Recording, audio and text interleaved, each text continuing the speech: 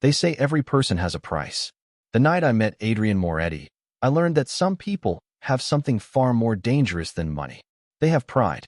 The ballroom shimmered beneath crystal chandeliers that looked like they had been stolen from a palace. Golden light reflected across polished marble floors. Men in tailored tuxedos moved between tables covered in white linen.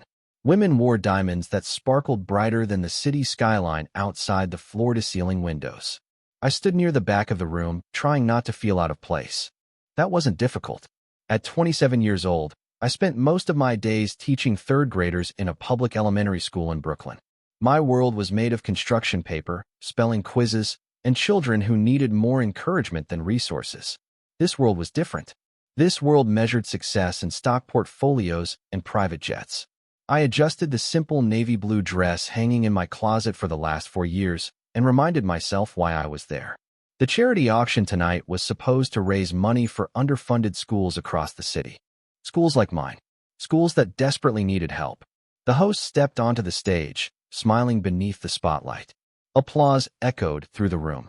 The auction had already raised hundreds of thousands of dollars before the final item appeared. A painting. Bright colors. Uneven brushstrokes. A city skyline drawn by one of my students. 8-year-old Liam had spent 3 weeks creating it after school. Every afternoon he stayed late because his mother worked 2 jobs and couldn't pick him up until evening. I remembered how proud he looked when he signed his name in the corner. The painting appeared on a giant screen behind the stage. My chest tightened. The bidding started at $500. Hands immediately rose around the room. 1,000, 2,000, 5,000, 10,000. The numbers climbed faster than I could process them. Gasps and laughter filled the ballroom. Then a calm voice cut through the noise. 50,000. Silence followed. Every head turned toward the man seated near the center of the room. Even before I recognized him, I felt the shift in the atmosphere. Power has a sound. Sometimes it sounds like silence. Adrian Moretti sat perfectly still in a black tuxedo. Mid-30s. Dark hair. Sharp features. The kind of confidence that didn't need attention because it already owned the room. People whispered his name like it carried weight. Maybe it did. $50,000 for a child's painting. The auctioneer looked stunned. The room erupted into applause. Everyone seemed impressed. Everyone except me. Before I could talk myself out of it, I stood up. My chair scraped against the floor louder than it should have. Hundreds of eyes turned toward me. My heart pounded so hard I could hear it. "I'm sorry," I said, my voice trembling. "But I don't think that's what this painting was meant for." The applause died instantly. The auctioneer blinked. Adrian Moretti slowly lifted his eyes toward me. I should have sat down.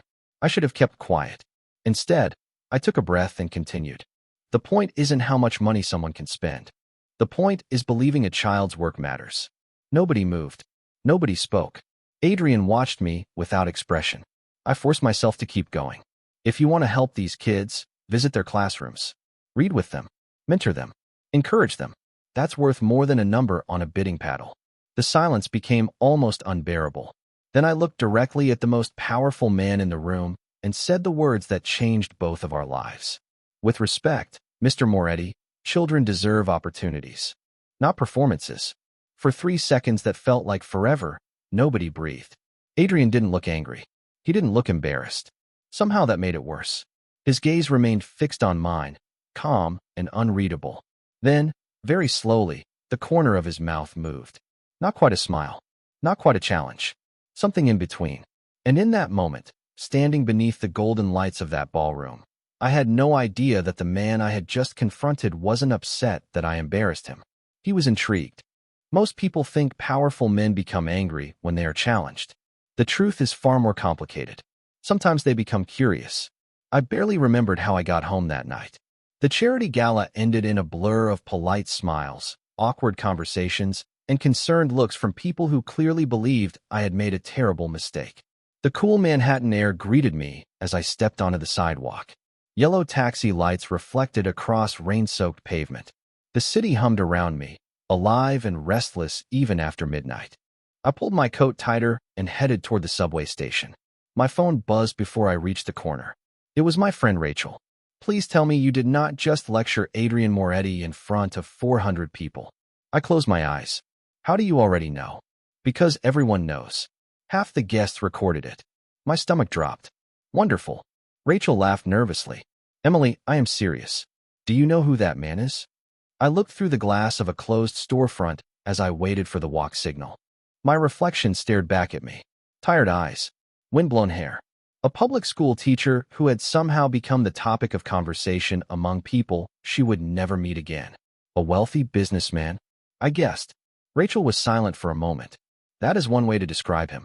The line disconnected a few minutes later, but her tone lingered in my mind during the entire train ride home. By the next morning, I had convinced myself the whole thing would be forgotten. Powerful people had important lives, important meetings, important problems. They did not spend time thinking about school teachers who embarrassed them at charity events. At least that was what I told myself. The next day began like every other Tuesday. I arrived at Jefferson Elementary shortly before 7:30 in the morning. The hallways smelled faintly of floor wax and dry erase markers. Children's artwork covered the walls. It felt familiar, safe, real. By 9 o'clock, I was helping students practice reading comprehension. By 10 o'clock, I was settling an argument over colored pencils. By 11 o'clock, I had almost forgotten Adrienne Moretti existed. Then the principal appeared at my classroom door. Her expression looked strange, nervous, confused. Emily, could I speak with you for a moment? My students immediately began whispering as I followed her into the hallway. What is wrong? I asked. She handed me a small envelope. Thick ivory paper. Expensive. My name was written across the front in elegant handwriting. This was delivered 20 minutes ago. I stared at it. Delivered by who? That is the interesting part. She lowered her voice. 3 men in black suits. My heart skipped. Slowly, I opened the envelope. Inside was a single card. No company logo. No signature. Just one sentence written in dark ink. Thank you for being honest when everyone else chose comfort. I read the words twice. Then 3 times. That is all, the principal asked. I nodded. There was no request. No phone number. No explanation. Just a sentence. Yet somehow it unsettled me more than anything else could have. Because for the first time since the gala, I realized something I had not considered before. Adrienne Moretti had not forgotten me. And judging by the card in my hands, he had no intention of doing so. Curiosity can be more persistent than obsession because obsession burns hot and fast while curiosity lingers quietly, asking questions that refuse to disappear. For the next several days, I tried to ignore the card. I tucked it into the top drawer of my desk at home beneath lesson plans and unpaid utility bills. Every morning, I told myself I would throw it away. Every evening, I found another reason not to. Life at Jefferson Elementary continued exactly as it always had. The students still raced through the hallways. The copy machine still jammed at the worst possible moments. The cafeteria still served pizza every Friday that somehow tasted exactly the same every single week. It should have been enough to keep my attention where it belonged. But every now and then, I would remember the elegant handwriting on that card and wonder why a man like Adrienne Moretti had bothered sending it at all. By Thursday afternoon, I had almost convinced myself it meant nothing. Then I noticed the new student. He sat quietly in the back corner of my classroom during reading period. Blonde hair, freckles, maybe 9 years old. He had transferred from another district earlier that week. Unlike the other children, he rarely spoke unless someone spoke directly to him first. When I walked past his desk, I noticed him staring out the window instead of reading. Everything okay, Tyler? I asked softly. He hesitated before nodding. The answer felt automatic. Practiced. The kind children give when they do not want adults asking more questions. After class ended, I found him alone near the playground fence. The October wind carried fallen leaves across the asphalt. Children laughed in the distance. Tyler remained quiet. You miss your old school? I asked. He shrugged. Maybe. I sat beside him on the bench. That is normal. He looked down at his sneakers. My mom says we had to move because things got hard. There was something in his voice that made my chest tighten. Not sadness exactly. Uncertainty. Before I could respond, a black SUV pulled into the visitor parking lot across the street. I barely noticed it at first. Expensive vehicles occasionally appeared when wealthy donors visited the district. But this one stayed. The engine idled. Nobody got out. Tyler followed my gaze. Then something surprising happened. He smiled. A real smile. Small but genuine. The rear passenger door opened. A man stepped onto the sidewalk. Dark overcoat. Tailored suit. Familiar posture. My heartbeat instantly accelerated. Adrian Moretti looked completely out of place, standing outside a public elementary school in Brooklyn. Yet somehow he also looked as though he belonged wherever he chose to stand. Tyler jumped up from the bench. That is him. I frowned. You know him? The boy nodded enthusiastically. He helped us. Before I could ask another question, Tyler ran toward the parking area. Adrian crouched slightly as the boy approached. They exchanged a few words I could not hear. Then Adrian looked up, directly at me. Across 50 yards of pavement and autumn sunlight, our eyes met. He did not wave. He did not smile. He simply held my gaze for a second longer than necessary before helping Tyler into the vehicle. Moments later, the SUV disappeared into traffic. I stood frozen beside the playground fence, watching the empty street. Because for the second time in 1 week, Adrian Moretti had appeared in my world without explanation. And somehow, that unsettled me even more than if he had offered one. The following Monday began with optimism I should have known better than to trust. Sunlight streamed through the classroom windows. The students were unusually cooperative. Even the ancient radiator in the corner had decided not to make its usual collection of alarming noises. For a few hours, everything felt normal. Then the district superintendent arrived. That alone was strange. People at his level rarely visited Jefferson Elementary unless cameras were involved. By lunchtime, every teacher in the building knew something unusual was happening. Whispers moved through the hallways faster than the students. New technology, facility upgrades, additional funding. Nobody seemed to know the details. At 2 o'clock, the faculty gathered in the library for an emergency meeting. I sat beside Rachel, who taught 5th grade across the hall. She leaned closer and whispered, "Tell me this has nothing to do with your mysterious billionaire friend." I rolled my eyes. He is not my friend. The superintendent cleared his throat and stepped to the front of the room. Behind him stood several administrators and a representative from a private foundation. The presentation began. New computers for every classroom, updated science labs, renovated playground equipment, expanded arts programs. The numbers on the screen seemed almost unreal. Millions of dollars in support. Around me, teachers exchanged stunned looks. Some appeared close to tears. Schools like ours spent years fighting for grants a fraction that size. Then the foundation representative mentioned the donor. The room became perfectly silent. Adrian Moretti. My stomach sank immediately. I felt Rachel's eyes swing toward me. I kept staring forward. The representative continued explaining how the contribution would benefit thousands of students across multiple districts. Everyone else seemed thrilled. They should have been. The funding would change lives. Yet something inside me felt uncomfortable. Deeply uncomfortable. After the meeting ended, the principal approached me. "Emily, there is something else." Her expression carried the same nervous uncertainty I had seen when she handed me the envelope days earlier. She passed me a folder. Inside were sketches and proposals for a new literacy center. My literacy center. The reading initiative I had submitted 6 months ago and assumed nobody had even reviewed. Every detail was there. Every recommendation. Every budget request. Every dream I had quietly abandoned. How did this happen? I asked. The principal hesitated. Apparently, Mr. Moretti personally requested a copy. I stared at the pages. My hands suddenly felt cold.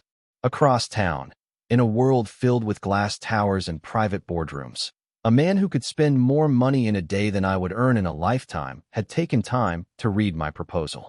That realization unsettled me more than any amount of money ever could. The following afternoon, I finally decided enough was enough. I called the number listed on the foundation documents. A woman answered immediately. Professional. Polite. The Moretti Foundation. "How may I assist you?" I took a deep breath. "I would like to speak with Adrian Moretti." There was a pause. Then another. "May I tell him who is calling?" I looked out the classroom window as children raced across the playground below. "Tell him Emily Carter would like to decline his gift." The silence that followed lasted exactly 3 seconds. Long enough for me to realize that somewhere on the other end of the city, a conversation was about to begin that neither of us would forget. The call came the next morning at exactly 8:12. I was arranging reading assignments on my desk when my phone vibrated. Unknown number. For a moment, I considered ignoring it. Then curiosity won. Emily Carter. My voice sounded steadier than I felt. "Good morning." The voice on the other end was calm, deep, familiar. Every sound around me seemed to fade. Students had not arrived yet, but the hallway buzzed with distant conversations and rolling carts. Somehow all of it disappeared beneath those two words. Mr. Moretti. A pause followed. Not awkward. Measured. As though he carefully considered every sentence before speaking. I understand you wish to decline the donation. I looked through the classroom window toward the playground. I wish to decline special treatment. Another brief silence. There is a difference. His answer came so quickly that I suspected he had anticipated my response. Your literacy program benefits children. That does not mean I want favors. Neither do I. The certainty in his voice irritated me. Then why are you doing this? I asked. Because you were right. That was not the answer I expected. I sat down slowly. Excuse me. At the gala. His voice remained composed. You said children deserve opportunities, not performances. I have thought about that several times. I did not know what to say. Powerful people were not supposed to admit when someone else had a point. Especially not someone like me. So this is about proving something? I asked. No. Another pause. It is about listening. The bell rang in the hallway. Students began flooding into classrooms. The familiar noise grounded me. I need to teach. Of course. And I still do not accept personal projects designed around me. I heard something unexpected in his voice then. Not frustration. Amusement. Emily. It was the first time he had used my first name. Somehow it felt strangely personal. The Literacy Center is not designed around you. Then why request my proposal? Because it was the best one I read. I closed my eyes for a second. The sincerity in his tone made arguing more difficult than it should have been. Thank you, I said carefully. But my answer remains the same. I expected it would. Again, that impossible calm. As though rejection did not surprise him. As though he had already prepared for it. Then we understand each other. Not entirely. Before I could respond, he continued. There is a community education event on Saturday afternoon. The foundation sponsors it every year. I would like you to attend. I laughed softly despite myself. Is this another attempt to change my mind? No. His answer arrived immediately. This time I am simply asking. The distinction caught me off guard. For several seconds neither of us spoke. Finally I glanced toward the classroom door as my students began arriving. I will think about it. That is all I ask. The call ended moments later.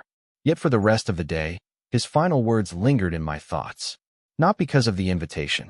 Not because of the donation. But because for the first time since meeting Adrian Moretti, he had not tried to influence the outcome of a conversation. He had simply waited. And somehow that unsettled me far more than confidence ever could. Some decisions feel small when you make them. Then they quietly change the direction of your life. Saturday arrived wrapped in pale autumn sunlight and cool air that carried the scent of fallen leaves through the city. I told myself I was attending the community education event because it would help my students.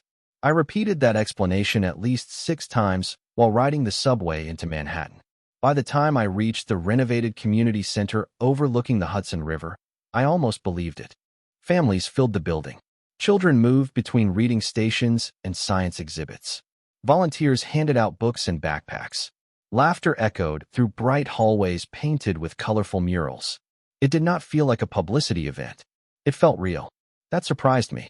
I expected cameras, speeches, attention. Instead, I found teachers helping children with homework and retired librarians reading stories to crowded circles of excited kids. For nearly an hour, I forgot why I was there. Then I saw him. Adrian stood near a robotics display speaking with a group of middle school students. No security surrounded him. No reporters followed him. He listened as a 12-year-old explained a project with the seriousness most adults reserved for board meetings. When the student finished, Adrian asked questions that suggested he had actually been paying attention. The boy practically glowed with pride. Something about that moment unsettled me. It did not fit the image I had built in my head. As if sensing my attention, Adrian looked up. Our eyes met across the crowded room. He excused himself from the students and walked toward me. People naturally stepped aside as he approached. Not because they were afraid. Because confidence has its own gravity. You came. His voice carried the same calm certainty I remembered from our phone call. I said I would think about it. A faint smile appeared. And you thought yes. I crossed my arms. Do not get used to being right. To my surprise, he laughed softly. The sound transformed his entire expression. Less distant. Less guarded. For a second, he looked almost normal. I will try. We walked through the center together. Children interrupted him constantly. Teachers thanked him for grants. Parents shared stories about programs that had helped their families. Adrian knew names, dates, details, not perfectly, but enough to prove he paid attention. Eventually, we reached a quieter hallway lined with framed photographs from previous community projects. Sunlight poured through tall windows overlooking the river. I stopped beside one of the photographs. "Can I ask you something?"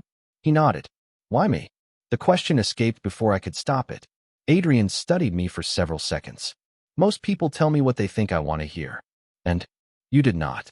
His answer was simple, direct. "You disagreed with me in a room where everyone else agreed." I shook my head. "That is not a reason to keep showing up in my life." "Perhaps not." His gaze remained steady. "But it is a reason to pay attention." Before I could respond, a young volunteer hurried down the hallway carrying a clipboard. She stopped abruptly when she recognized Adrian. "Mr. Moretti, the tutoring program needs additional supplies." We underestimated attendance. Adrian did not even glance at the paperwork. "Then order what they need." The volunteer smiled with obvious relief before hurrying away. I watched her disappear around the corner. Then I looked back at him. "You know what your problem is?" Adrian raised an eyebrow. "I suspect you are about to tell me. You think every obstacle can be solved with money." For the first time all afternoon, his smile disappeared. And something told me that my answer mattered far more to him than either of us wanted to admit. For a moment, neither of us spoke. The sounds of the community center continued around us. Children laughing, volunteers moving supplies, someone testing a microphone in another room. Yet the hallway suddenly felt very quiet. Adrian looked at me with an expression I could not quite read. Not anger, not offense, something closer to reflection. "You believe that is my problem?" he asked finally. "I know it is." I gestured toward the room we had just left.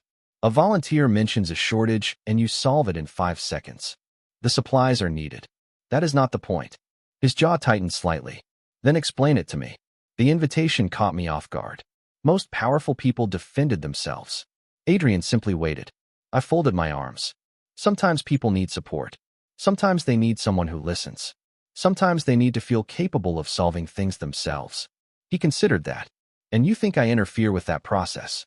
"I think you skip straight to the finish line." A faint breeze drifted through the open window beside us. Outside, sunlight reflected across the Hudson River like liquid gold. Adrian turned toward the view for a moment. "Perhaps I do." The admission surprised me. That was easier than I expected. He glanced back at me. "Do not look so disappointed." Against my better judgment, I laughed. The sound escaped before I could stop it. For a second, something changed between us. The tension softened. Not completely, just enough to feel human. Then a young girl ran into the hallway carrying a stack of books nearly as tall as her torso. She could not have been older than 10. Halfway across the floor, the books slipped from her arms and scattered everywhere. Instantly, I moved to help. Adrian did too. We reached the fallen books at the same time. The girl looked mortified. "I am sorry," she whispered. "I was trying to help." "You were helping," I said gently as I knelt beside her. "Books are supposed to end up on the floor occasionally. It is part of their job description." She giggled. Adrian handed her the last book. "Your teacher is lucky to have you." The girl beamed before hurrying away. Once she disappeared, I noticed something. Adrian had remembered her name. He had spoken it naturally, as though he actually knew who she was. "How many people attend these programs?" I asked. "Thousands." "And you remember names?" He shrugged. "Some of them." I studied him carefully. The answer felt genuine. That bothered me more than it should have. Because every conversation revealed another piece of a man who refused to fit the image I had created. As the afternoon faded into evening, families slowly began leaving. The center grew quieter. Long shadows stretched across the floor. Eventually, I checked the time and realized I needed to catch the subway home. "I should go." Adrian nodded. "Thank you for coming. I still disagree with you about a lot of things." A small smile returned. "I would be concerned if you did not." I started walking toward the exit. Then his voice stopped me. "Emily." I turned. "What?" His expression became unexpectedly serious.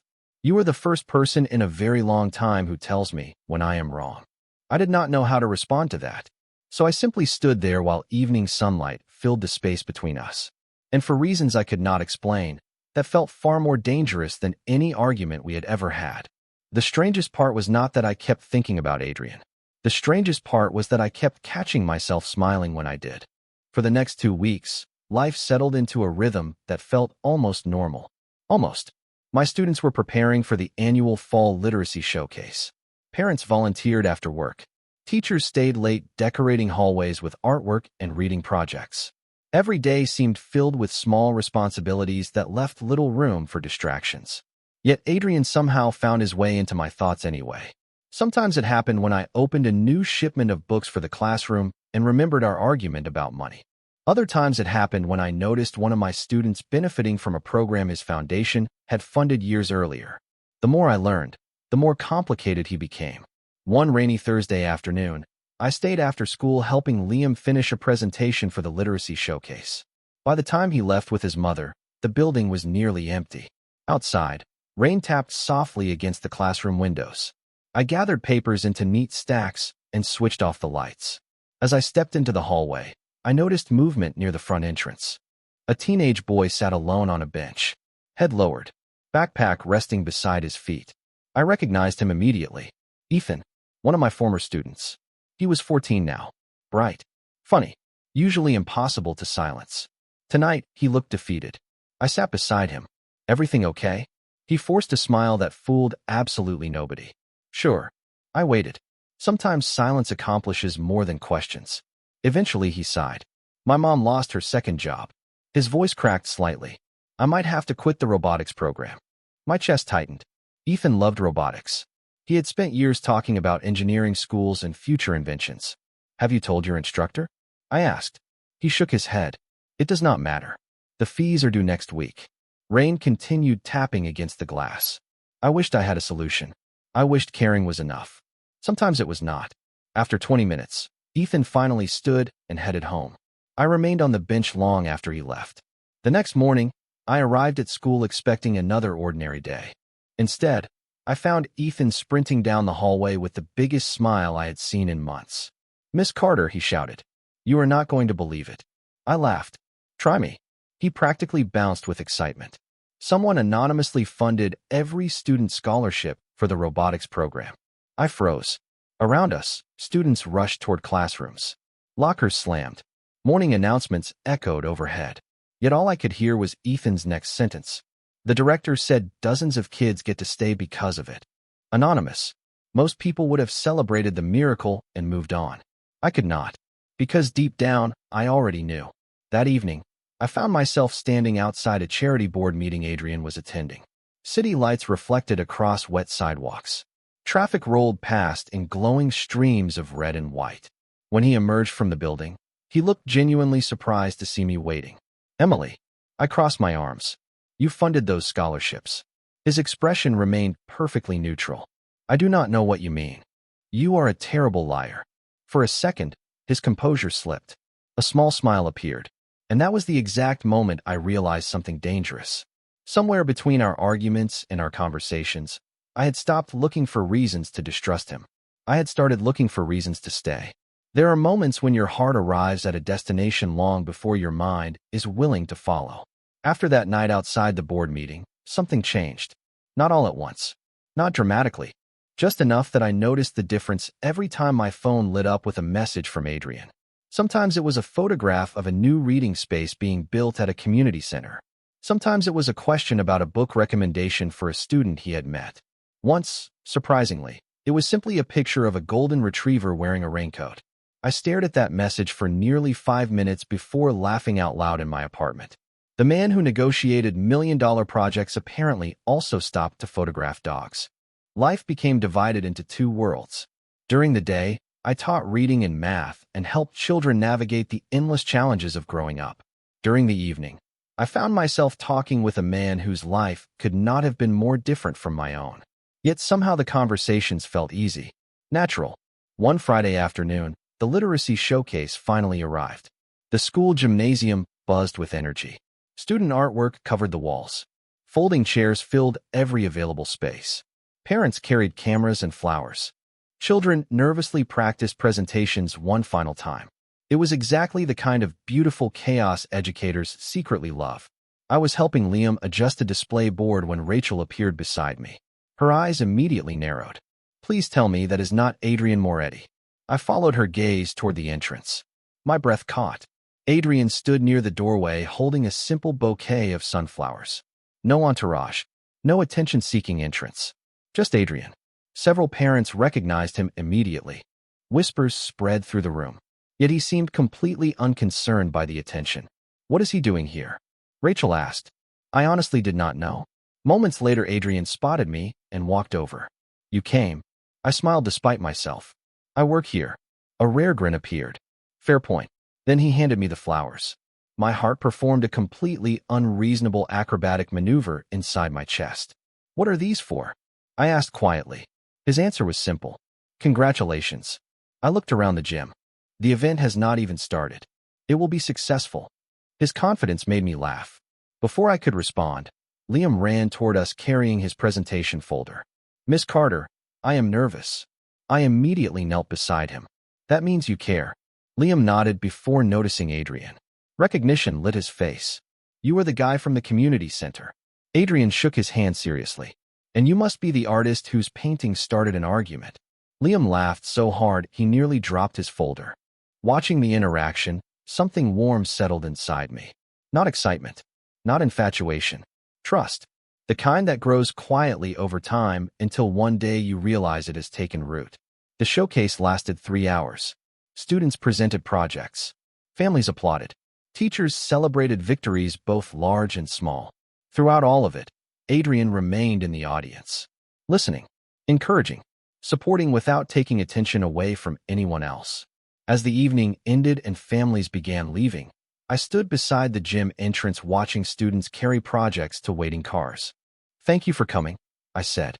Adrian looked across the parking lot, where children waved goodbye beneath the glow of streetlights. "Thank you for letting me." Then his expression changed. The warmth faded slightly. Not completely, just enough for me to notice. He glanced toward his phone after receiving a message. For the first time since I had met him, I saw something that looked like concern. Real concern. He locked the screen almost immediately. Too quickly. But not before I noticed that whatever waited for him beyond this school gymnasium belonged to a world very different from mine. And for the first time, I wondered whether that difference might eventually matter more than either of us wanted it to. The first cracks did not appear in our relationship. They appeared in the world around it. 2 weeks after the literacy showcase, Adrian invited me to a fundraising dinner for one of his educational foundations. I almost declined. Formal events still made me uncomfortable. Yet somehow he convinced me by promising there would be more teachers than executives. That is either a clever strategy or a complete lie, I told him over the phone. "You will have to attend to find out." The event took place inside a historic building overlooking Central Park. Crystal chandeliers glowed overhead. Soft music drifted through the ballroom. Men and women in tailored suits moved between tables discussing projects, investments, and charitable initiatives. It felt familiar in the worst possible way, like the gala where all of this had started. Adrian greeted me near the entrance. For a few minutes, everything felt surprisingly easy. We spoke with educators, met scholarship recipients, listened to students share success stories. Then I noticed the woman watching me from across the room. She stood beside a group of influential guests. Elegant, poised. Her silver dress probably cost more than my monthly rent. When Adrian saw her, something changed. Not in his expression, in the atmosphere. "Who is that?" I asked quietly. Adrian followed my gaze. His jaw tightened almost imperceptibly. "Victoria Sinclair." The name meant nothing to me. His reaction did. Before I could ask another question, Victoria approached. Her smile was flawless. "Practiced." "Adrian." Her voice carried warmth without sincerity. Then her eyes shifted toward me. "And you must be Emily." I felt my stomach tighten. The fact that she already knew my name was unsettling. "Nice to meet you." "Likewise." Her smile never faltered. "I have heard so much about you." The conversation that followed remained perfectly polite. Yet every word felt carefully chosen. Every glance seemed to carry a meaning I could not quite understand. Eventually, Victoria excused herself. The moment she disappeared into the crowd, I turned toward Adrian. "What was that?" He sighed. "A complication." "That is not an answer." For several seconds, he remained silent. Then he looked directly at me. "Victoria's family has partnered with mine for years. Business, among other things." The response created more questions than answers. Before I could press further, an older gentleman joined us. He greeted Adrian warmly before offering me a polite nod. Then he said something that instantly changed the evening. "Your father would be pleased to see you spending time with Miss Sinclair again." The silence that followed felt endless. The man immediately realized his mistake. Adrian's expression hardened. "Excuse us." The gentleman apologized and quickly moved away. I stared at Adrian. Again, his gaze shifted toward the city lights beyond the ballroom windows. "Emily." Again, I repeated. Finally, he exhaled slowly. "Our families expected us to build a future together." The words landed harder than they should have. Neither of us spoke for several seconds. Around us, the ballroom remained bright and beautiful.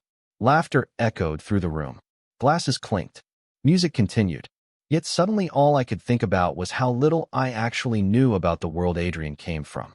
And for the first time since meeting him, I wondered whether that world had already made plans for his future long before I ever entered the picture.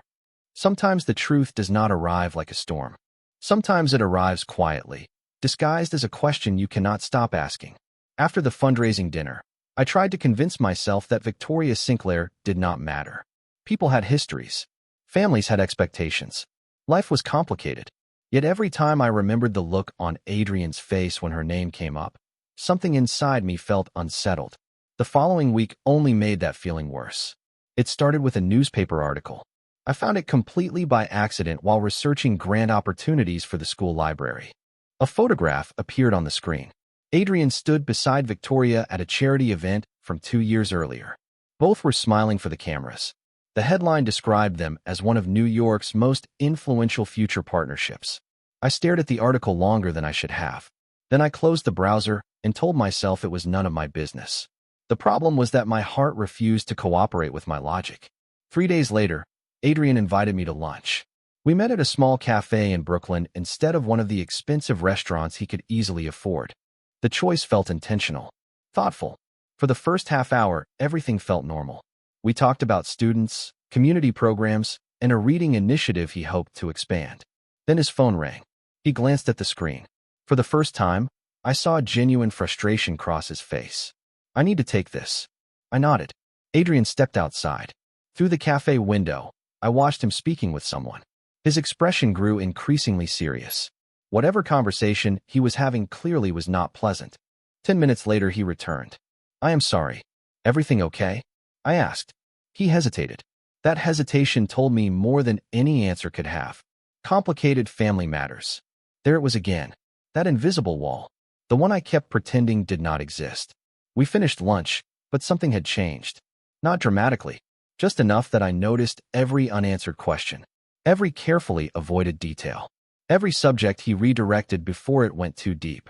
That evening, Rachel found me grading papers in my apartment. She listened patiently while I explained everything. When I finished, she set down her coffee cup and looked directly at me. "You care about him." I opened my mouth to deny it. Nothing came out. Rachel smiled sadly. "That is what I thought." Silence filled the room. Outside, rain tapped against the windows. Finally, she asked the question I had been avoiding for weeks. "Do you trust him?" The answer arrived immediately. "Yes." Rachel nodded slowly. "Then maybe the real question is whether he trusts you." Her words stayed with me long after she left. Because deep down, I already knew the answer. Adrian trusted me with his attention, his time, his kindness. But there were parts of his life he kept locked away behind closed doors. Parts he never discussed. Parts that seemed connected to family expectations, old alliances, and a future that had been planned long before I appeared. And for the first time since meeting him, I began to wonder whether I was falling in love with a man who still had not shown me his entire world. The conversation happened on a cold November evening beneath a sky the color of steel. I had spent 3 days trying to ignore the questions growing louder inside my head. 3 days pretending uncertainty would somehow disappear if I waited long enough. It did not. When Adrian asked to meet, I already knew what I needed to do. We sat across from each other in a quiet cafe overlooking the river. Outside, ferries moved through dark water while city lights shimmered across the surface like scattered stars. For several minutes, neither of us spoke. Adrian seemed to sense that something was wrong. "Emily." The way he said my name almost made me lose my nerve. Almost. I wrapped both hands around my coffee cup. "I need to ask you something." His expression remained calm. Anything. I took a slow breath. What exactly am I supposed to be in your life? The question hung between us. Adrian frowned slightly. I do not understand. Yes, you do. My voice stayed quiet, but my heart was racing. I know there are expectations around you. Family expectations. Business expectations. People who already have plans for your future. He looked away toward the river. That alone felt like an answer. Emily. No. I shook my head gently. Please do not tell me everything is complicated. I already know that. Silence followed. Long enough for the sounds of the cafe to fade into the background. Finally, Adrian spoke. I never wanted those expectations. But they still exist. He did not deny it. The realization hurt more than I expected. Not because he had done something wrong. Because I finally understood the truth. We had been building something beautiful while pretending the foundation beneath it did not matter. I care about you, Adrian said quietly. The words landed directly in my chest. For a second, I wanted to stay. I wanted to believe caring would be enough. But another voice inside me refused to be ignored. The same voice that had stood up in a ballroom months earlier. The same voice that had always chosen dignity over comfort. I care about you too. His eyes lifted to mine. Hope flickered there. Then I continued. But I cannot spend my life wondering whether there is room for me in a future someone else designed. The hope disappeared. Emily, I will not compete with expectations. I will not compete with family alliances. And I will not lose myself trying to fit into a world that is not honest with me. The pain in his expression was impossible to miss. Yet he remained silent. Perhaps because he knew I was right. Perhaps because there was nothing left to argue. I stood slowly. My chair scraped softly against the floor. Where are you going?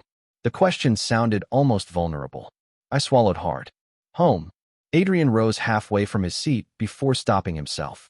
For the first time since I had met him, he looked like a man who genuinely did not know what to do next. I do not want to lose you. My eyes burned. Then figure out what matters most. With that, I walked toward the door. The cold night air greeted me outside. Behind me, through the cafe window, Adrian remained standing alone beside the table. And as I disappeared into the crowded streets of Manhattan, I had no idea whether I had just walked away from the greatest mistake of my life or the only choice I could live with. 1 year can change a person more than a lifetime of comfort ever could. The first snow of December drifted across the school playground as children rushed outside for recess. Their laughter echoed through the cold afternoon air while I stood near the classroom window, holding a stack of reading assessments. Life had moved forward. Not perfectly, not easily, but forward. The literacy center had finally opened. Student enrollment had increased. Families had access to resources we once only dreamed about. From the outside, everything looked successful. Yet there were still moments when I caught myself thinking about a man with steady eyes and impossible patience. Those moments had become less painful over time. Softer. Like an old song you stop hearing every day but never completely forget. The school secretary appeared at my classroom door shortly before dismissal. Emily, someone is here to see you. I frowned. Parent conferences were not scheduled until next week. Who is it? She smiled strangely. You should probably come see for yourself. Curiosity followed me down the hallway. Students hurried past carrying backpacks and winter coats. The familiar sounds of school surrounded me. Then I reached the front entrance and stopped. For a second, I genuinely thought I was imagining things. Adrian stood near the doorway beneath strands of holiday decorations the students had hung earlier that week. No luxury car waited outside. No assistants. No carefully managed image. Just Adrian. He looked different. Not older. Lighter. As though some invisible weight had finally been set down. Neither of us spoke immediately. Snowflakes drifted beyond the glass doors behind him. Finally, I found my voice. You disappeared. His expression softened. I had something important to figure out. My heart beat harder than it should have. Did you? Adrian nodded. Then he handed me a folded document. Confused, I opened it. The page contained a public announcement from one of his companies. Several major partnerships had been dissolved. Long-standing agreements had ended. Future plans had changed. My eyes lifted slowly toward him. Adrian, you told me to decide what mattered most. The hallway seemed to disappear. All I could hear was his voice. For the first time in my life, I stopped asking what everyone expected from me. Emotion tightened my throat. What happened? A faint smile appeared. I chose my own future. Silence settled between us. Not awkward. Not uncertain. Peaceful. The kind that only arrives after a difficult truth has finally been accepted. Why are you here? I asked quietly. Adrian looked toward the classrooms where children laughed and learned and dreamed about who they might become someday. Then he looked back at me. Because this place helped teach me something. My eyes stung. What? His answer came without hesitation. The strongest thing a person can do is love someone without trying to control who they become. For a moment, neither of us moved. Then I smiled. Not because everything had been easy, not because every obstacle had disappeared, but because sometimes two people find each other after they stop pretending to be anyone else. Outside, snow continued falling across the city. Inside, surrounded by books, children, and the life I had built for myself, I finally understood something too. Wealth can open doors. Power can move mountains. But neither can replace the quiet courage it takes to choose love freely. And this time, we both did.